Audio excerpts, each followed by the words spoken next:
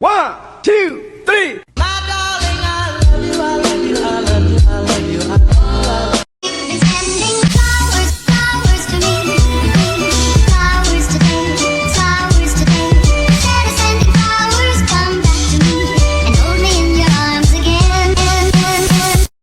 Assalamualaikum warahmatullahi wabarakatuh. Perkenalkan, nama saya Isna Khatimatul Hadiroh dengan NIM 12201193247 dari jurusan Pendidikan Agama Islam. Assalamualaikum warahmatullahi wabarakatuh. Selamat pagi anak-anak. Bagaimana kabar kalian hari ini? Semoga kita senantiasa berada di dalam naungan Allah Subhanahu wa taala. Sebelum memulai pembelajaran pada pagi hari ini, kita berdoa bersama-sama terlebih dahulu. Doa Bismillahirrahmanirrahim. Raditu billahi rabba wa bil islami dina wa bil muhammadin nabiyya wa rasula. Rabbi zidni ilma warzuqni fahma waj'alni min ibadika sholihin. Amin. Nah, anak-anak, pada kesempatan kali ini kita akan mempelajari materi tentang taubat, taat, istiqomah, dan ikhlas. Adapun tujuan pembelajaran dari materi kita pada kali ini, yang pertama, menjelaskan pengertian sifat ikhlas, taat, istiqomah, dan taubat. Yang kedua, menunjukkan contoh sifat ikhlas, taat, istiqomah, dan taubat. Yang ketiga, menyebutkan dampak positif sifat ikhlas, taat, istiqomah, dan taubat. Dan yang keempat, mencari kisah-kisah yang berkaitan dengan dampak positif dari perilaku ikhlas, taat, istiqomah, dan taubat di dalam fenomena kehidupan. Nah, anak-anak, yang pertama kita akan membahas tentang taubat. Pengertian taubat. Apakah ada yang tahu tentang pengertian taubat? Jadi anak-anak, taubat secara bahasa berasal dari kata kembali. Nah, secara istilah, taubat berarti kembali ke jalan yang benar dengan didasari keinginan yang kuat dalam hati untuk tidak kembali melakukan dosa-dosa yang pernah dilakukan sebelumnya. Sebagai manusia biasa, bukan malaikat ataupun nabi yang memiliki sifat maksum atau terjaga dari perbuatan dosa, secara langsung atau tidak langsung, sengaja atau tidak sengaja, kerap kali akan bersinggungan dengan yang namanya kesalahan dan dosa, baik kesalahan sebagai makhluk individu yang berhubungan langsung dengan Allah, maupun sebagai makhluk sosial yang berhubungan dengan anak Adam yang lain. Jenis dan syarat taubat telah dijelaskan bahwa manusia adalah makhluk individu dan juga makhluk sosial. Artinya, dia tidak terlepas dari perbuatan salah yang berhubungan dengan Tuhan dan perbuatan salah yang berhubungan dengan sesama manusia. Adapun jenis dan syarat taubat dibagi menjadi dua. Yang pertama, taubat menyangkut dosa terhadap Allah. Imam Nawawi mengatakan bahwa ada 3 syarat dalam melaksanakan taubat yang wajib dilakukan oleh setiap muslim atas dosa yang dilakukan apabila maksiat itu di antara manusia dengan Allah dan tidak berhubungan dengan hak sesama manusia atau hakul adami. Maka ada 3 syarat. Yang pertama, meninggalkan perilaku dosa itu sendiri. Yang kedua, menyesali perbuatan maksiat yang telah dilakukan. Dan yang ketiga, berniat tidak melaksanakan lagi selamanya. Jenis dan syarat taubat yang kedua adalah taubat yang menyangkut dosa terhadap sesama manusia. Nah, sedangkan jika dosa itu berhubungan dengan hak anak Adam atau sesama manusia, maka lebih lanjut Imam Nawawi menyebutkan ada 4 syarat, yaitu yang pertama, meninggalkan perilaku dosa itu sendiri. Yang kedua, menyesali perbuatan maksiat yang telah dilakukan. Yang ketiga, berniat tidak melakukannya lagi selamanya.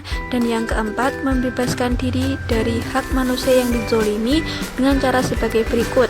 Apabila menyangkut harta, dengan cara mengembalikan harta, dan apabila menyangkut non-materi seperti pernah memfitnah, menggunjingnya, dan lain-lain, maka hendaknya meminta maaf kepada yang bersangkutan. Selanjutnya adalah dampak positif perilaku bertaubat. Dampak positif bertobat dirasakan oleh pelakunya sendiri dan orang lain. Adapun dampak positifnya antara lain sebagai berikut bagi pelakunya sendiri. Yang pertama, memperoleh semangat dan gairah hidup baru karena Allah berkenan menerima taubatnya. Yang kedua, dapat memperoleh kembali jalan yang benar setelah menempuh jalan yang sesat. Yang ketiga, memperoleh simpati masyarakat lagi. Nah, sedangkan bagi orang lain Yang pertama, lambat laun dapat mengembalikan nama baik keluarga, seperti kesalahan di masa lalu. Yang kedua, hilangnya kecemasan keluarga dan masyarakat.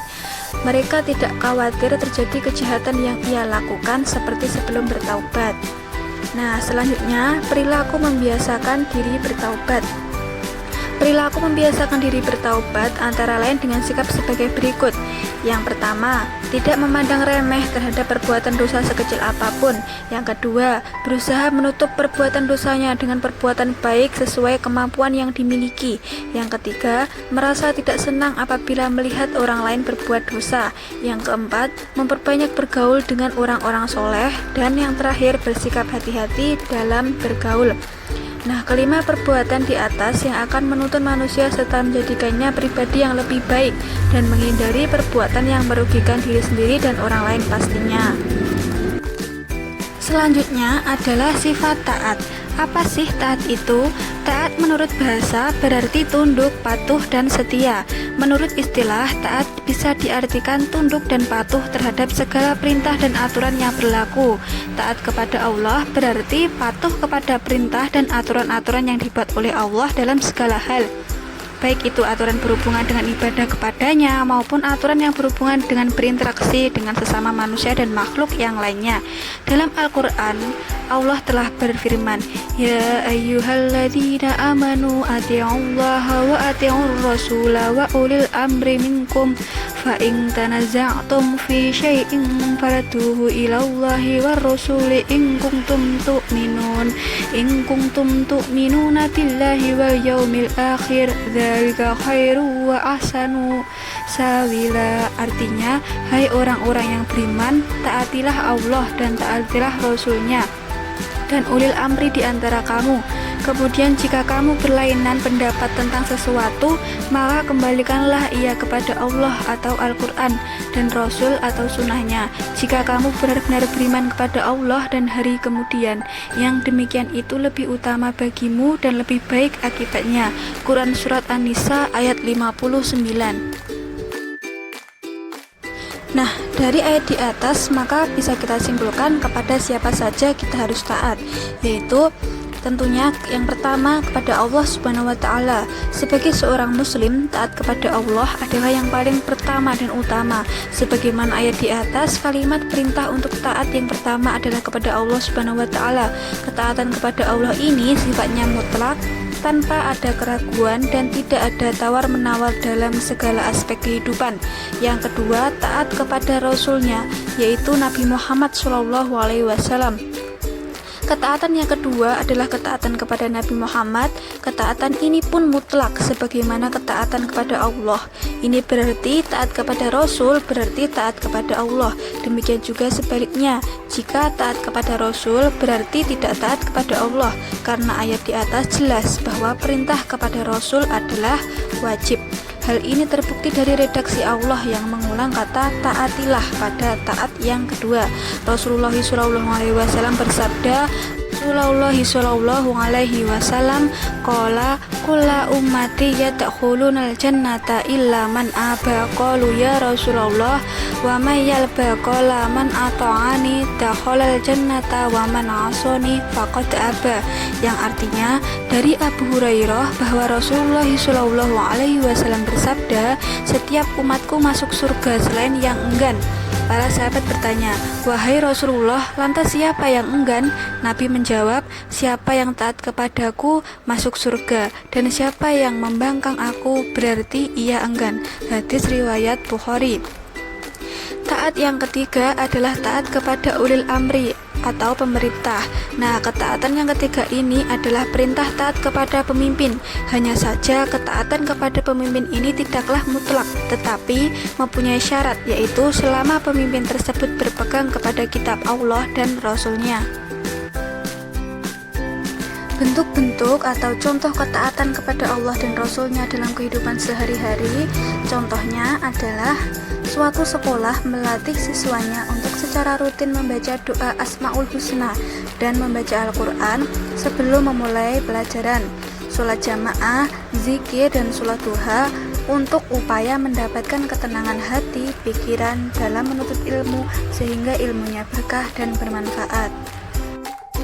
Dampak positif ketaatan kepada Allah dan Rasul-Nya. Yang pertama, memperoleh kepuasan batin karena telah mampu melaksanakan salah satu kewajibannya kepada Allah dan Rasul-Nya.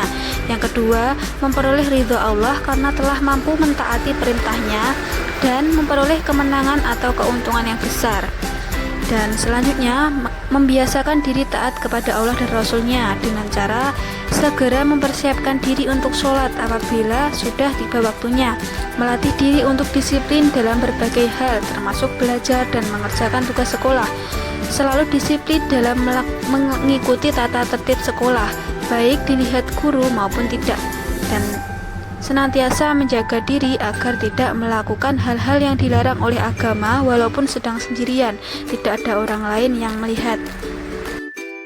Selanjutnya adalah istiqomah. Pengertian istiqomah secara bahasa artinya lurus, dan secara istilah adalah suatu perbuatan dan sifat yang senantiasa mengikuti jalan yang lurus, yakni jalan yang diridhoi Allah Subhanahu wa taala. Istiqomah dalam beribadah dapat diartikan sebagai suatu sikap untuk senantiasa menjalankan apa yang diperintahkan oleh Allah Subhanahu wa taala sebagai suatu ibadah, sesuai dengan firman Allah Subhanahu wa taala dalam ayat sebagai berikut: Fastaqim kama umirta wa faman taba maka wala tadgha innahu bima ta'maluna basir, yang artinya maka tetaplah engkau atau Muhammad di jalan yang benar sebagaimana telah diperintahkan kepadamu, dan juga orang yang bertaubat bersamamu, dan janganlah kamu melampaui batas, sungguh Dia Maha melihat apa yang kamu kerjakan. Quran Surat Hud ayat 112. Senantiasa istiqomah dalam beribadah memang tidak semudah yang dibayangkan, tapi sebagai seorang muslim yang baik adalah mereka yang selalu berusaha untuk istiqomah dan berada di jalan yang benar. Di antara cara agar tetap istiqomah di jalan Allah, yang pertama meluruskan niat, yang kedua memahami makna syahadat, yang ketiga memperbanyak bacaan Al-Quran, yang keempat meningkatkan kualitas ibadah sedikit demi sedikit, yang kelima bergaul dengan orang soleh, dan yang keenam berdoa dan berzikir kepada Allah Subhanahu wa taala. Selanjutnya adalah ikhlas. Secara bahasa, ikhlas bermakna bersih dari kotoran, sedangkan secara istilah, ikhlas berarti niat mengharap ridho Allah semata dalam beramal sebagai wujud menjalankan ketaatan kepada Allah dalam kehidupan semua aspek. Ikhlas merupakan akhlak yang agung, karenanya ia memiliki kedudukan yang sangat penting dalam setiap amalan, baik amalan hati, lisan, maupun badan. Mengapa demikian? Betapa tidak, ternyata nilai setiap amalan seorang di sisi Allah adalah tergantung pada keikhlasan dia dalam berniat.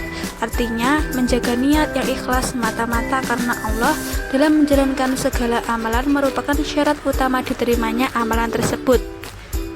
Nah, oleh karena itu kita harus mendahului dengan niat yang ikhlas dengan menjalankan amalan sebagaimana perintahnya. Alhamdulillahirrahmanirrahim, pembelajaran kita pada pagi hari ini berjalan lancar. Nah anak-anak, sebelum pembelajaran pada pagi hari ini diakhiri, tugasnya adalah mempelajari materi yang kita pelajari hari ini. Kita sambung lagi minggu depan, dan jangan lupa belajar di rumah, tetap jaga kesehatan. Sebelum pembelajaran diakhiri, kita membaca hamdalah dulu bersama-sama. Alhamdulillahirabbil alamin. Dan dari saya ada kurang lebihnya mohon maaf. Terima kasih. Wassalamualaikum warahmatullahi wabarakatuh.